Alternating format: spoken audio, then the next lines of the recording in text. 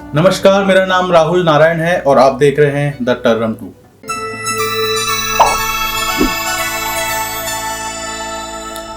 20 लाख करोड़ रुपए, कैसा लग रहा है ये आंकड़ा सुनकर? और कैसा लग रहा है जब हफ्ते भर पहले 12 मई को प्रधानमंत्री मोदी जी के मुंह से पहली बार 20 लाख करोड़ सुना था। जब प्रधानमंत्री उस दिन टीवी पर आए थे और बड़ी बुलंद आवाज में रकम का ऐलान किया था, तो आपको भी लगा होगा कि इतनी बड़ी रकम का ऐलान हुआ है, अब तो सब जगह खुशहाली आ जाएगी, कोई भूखा नहीं सोएगा। सोशल मीडिया वालों ने तो गुणा भाग करके ये भी बता दिया था कि हर भारतीय के हिस्से में करीब करीब 15,500 रुपए आएंगे। लेकिन आपके हिस्से में आए? कितने आए? असल में मोदी सरकार ने कितना खर्च किया? इस पूरे पैकेज को अलग थलग करके सारा गुणा भाग लगा के हम बताएंगे। लेकिन सारे आंकड़ों का गुणा भाग लगाने से पहले अपन एक कहानी सुन लेते हैं।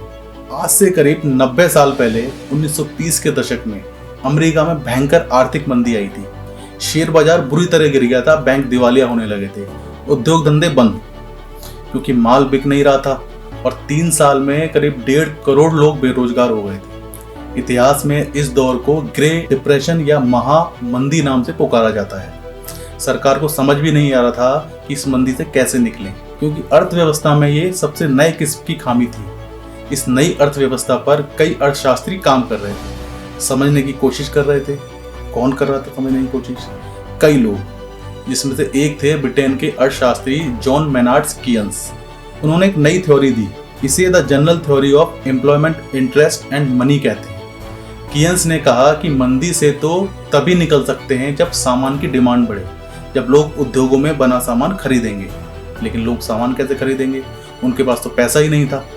तो कीयंस ने कहा कि ये काम तो सरकार का है, सरकार को करना है, लोगों के हाथ में पैसा पहुंचाना है, फिर चाहे वो कर्ज लेके करे या बजटीय जो खाता होता है उसे बढ़ाकर करे। उस वक्त अमेरिका के जो राष्ट्रपति थे उनका नाम था फ्रैंक डेनेलो रूजवेल्ट। उनको कीयंस वाली जो बात है वो बहुत पसंद आई, थ्योरी अमल में भी लाई गई और 1939 में जाकर अमेरिका की जो मंदी है वो खत्म हुई। कीयंस ने मंदी से निकलने का एक अचूक तरीका बता दिया था।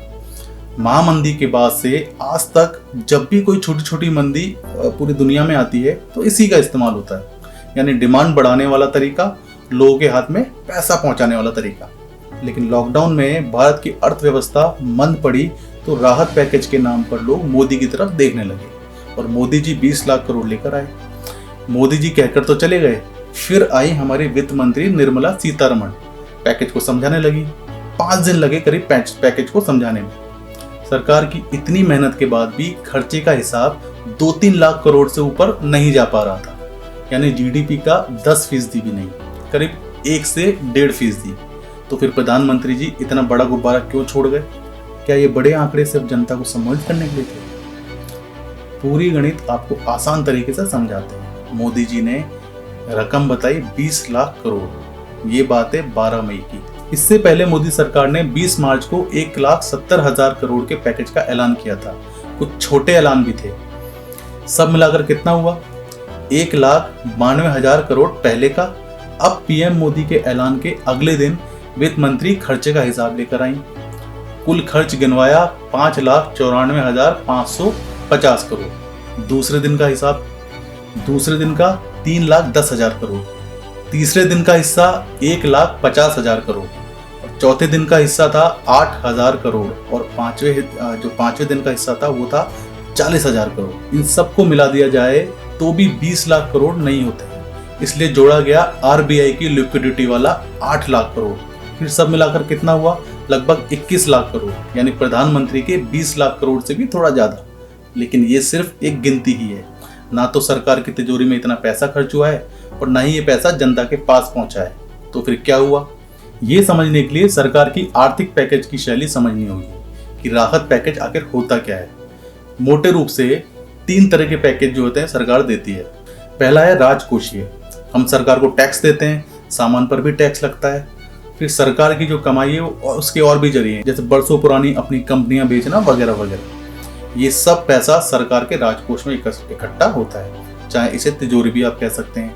अब मंदी या आर्थिक संकट में सरकार यही पैसा किसी तरह वापस करती है, जैसे टैक्स छूट या कैश ट्रांसफर या फिर कोई और तरीका तो राजकोषीय यानी फिजिकल पैकेज कहेंगे। दूसरा फाइनेंशियल या फिर वित्तीय पैकेज। इसमें सरकार बैंकों से कहती है कि आप अर्थव्यवस्था में लोगों को कर्ज देना शुरू करें। सरकार नियमों में थोड़ा ढील देती है या फिर कर्ज लौटाने की गारंटी खुद ले लेती है। और तीसरा होता है मौद्रिक या मॉनिटरी। इससे अर्थव्यवस्था की हालत देखकर रिजर्व बैंक ब्याज दरों में कटौती कर देता है ताकि लोग लोन लें और बाजार में पैसा पहुंचे। कोरोना संकट के बाद से आरबीआई ने कई कदम उठाए जिससे बाजार में 8 लाख करोड़ आने का अनुमान है। आए या नहीं, कितने आए ये भी नहीं पता, क्योंकि बैंकों से लोन तभी लिया जाता है जब धंधा बढ़ाना हो।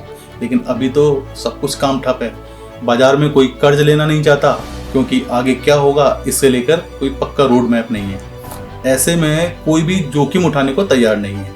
21 लाख करोड़ में 8 लाख करोड़ को आप माइनस कर दीजिए, बचा 13 लाख करोड़।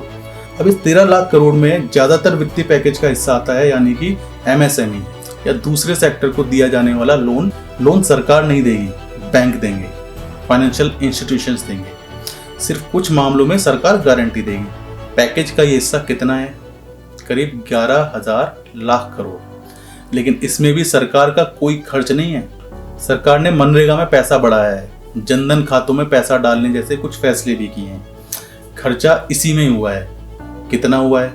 बिजनेस टुडे में वर्कलेस रिसर्च एजेंसी के आंकड़ों के मुताबिक करीब 1.5 लाख करोड़ रुपए का खर्चा हुआ है। और ये जीडीपी का कितना हुआ? 0.75%। यानी पैकेज था जीडीपी का 10% और उसमें से सरकार ने कितना खर्च किया? 1% से भी कम। सबसे बड़ा और सबसे असरदार फैसला मनरेगा को लेकर सरकार ने किया है। इस साल के बजट में सरकार ने मनरेगा को करीब 61,000 करोड़ रुपए दिए थे। अब 40,000 करोड़ रुपए इसमें और बढ़ा दिए हैं ताकि ज़्यादा लोगों को काम मिले, गांव में पैसा ज़्यादा पहुंचे, रूरल इकोनॉमी को बूस्ट मिले, बढ़ावा मिले। जो कि बिल्कुल गरीब हैं, मजदूर हैं, उनकी मदद हो।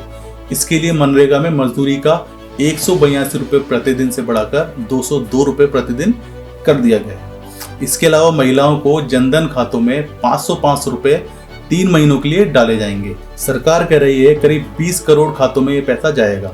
इसी तरह से कृषि सेक्टर में भी रिफॉर्म्स को लेकर भी सरकार ने अच्छे फैसले लिए हैं। मनरेगा का फैसला भी अच्छा है। ठीक बात है कि अगर ये रिफॉर्म्स होंगे तो किसानों के हक में जाएंगे, लेकिन अभी जिसकी जरूरत थी वो नहीं हुआ है। लाखों लोगों का रोजगार छिना है। देश में हर चौथा आदमी बेरोजगार है। शहरों से घर लौटे प्रवासियों के सामने खाने का संकट है। उनके जनधन खातों में 500 रुपये भेज देना या फिर फ्री राशन देने की बात कहकर सरकार अपनी जिम्मेदारियों से नहीं भाग सकती।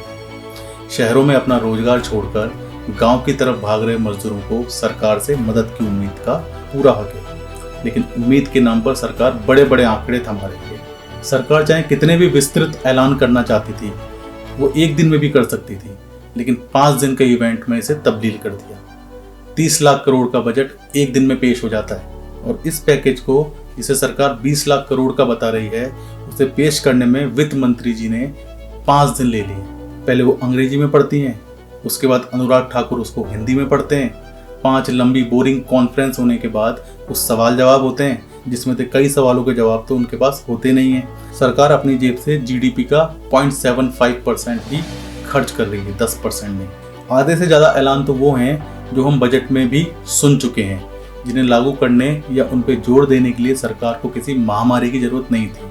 तो फिर वापस सरकार ने ये राग क्यों अलापा? नीति निर्धारण सरकार का काम है। उसके पास हिसाब है कि खजाने में कितना पैसा है। उनके पास जानकारी है कि नियम, कायदे या कानूनों को कौन से बदलाव में बदल सकते हैं। जनता कोरोना से त्रस्त है, लोगों की नौकरियां जा रही हैं, तनख्वाहें कट रही हैं, लोग पलायन को मजबूर हो रहे हैं। ऐसे में उन्हें आंकड़ेबाजी से ज़्यादा सच सुनने की जरूरत थी। अगर हमारे पास अर्थव्यवस्था का 10% खर्च करने को नहीं था तो हम ऊंचे दावों से बच सकते थे।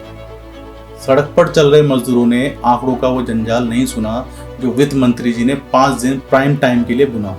उन्होंने सुना प्रधानमंत्री मोदी जी के मुंह से निकले 20 लाख करोड़ रुपए, अर्थव्यवस्था का 10%। अभी ये सत्य अखबार के बिजनेस के पन्नों से दूर है, लेकिन कभी ना कभी ये आंकड़ा समस्या बनकर आएगा तो जरूर हमारे देश के सामने। सोचिए आने वाले वक्त में उन मजदूरों पर क्या बीतेगा, दुख बीतेगा, या पता चलेगा कि जब वो अपना घर परिवार लेकर सड़क पर चल रहे थे तब सरकार आंकड़ों की बाजीगरी में व्यस्त है। सरकार के पास सदन का भरोसा है। क्या वो इतने में खुश हैं? क्या उन्हें लोगों का भरोसा जीतने की जरूरत महसूस नहीं होती? एजेंसियां बता रही हैं कि जीडीपी 1% से भी कम हो जाएगी। सरकार का पैकेज सुनकर शेयर बाजार गिर रहा है, मजदूरों की मौतें हो रही हैं। एक मंत्रमुग्ध सरकार फिर भी ये जताने में लगी है कि उसने लोगों पर उपकार किया है, उनके लिए काम किया है।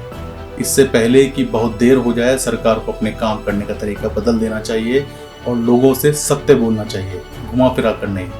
अगर आपको ये बात ठीक लगी तो शेयर कर सकते हैं। फेसबुक पर देख रहे हैं तो आप टर्रम 2 के पेज को लाइक कर सकते हैं और यूट्यूब पर देख रहे हैं तो चैनल को सब्सक्राइब कर सकते हैं और ये घंटी का बटन दबा देंगे तो आपको पता चल जाएगा कि हमारे आगे के वीडियो आ गए हैं। और एक बात, अगर आपको बात ठीक लगती है तो आप कमेंट बॉक्स में ज़रूर बताइएगा कि इसमें से आपके क्या विचार हैं, तो हम उस पर आगे वीडियो बनाएंगे या फिर हम उसमें लाइव आके आगे बात करेंगे।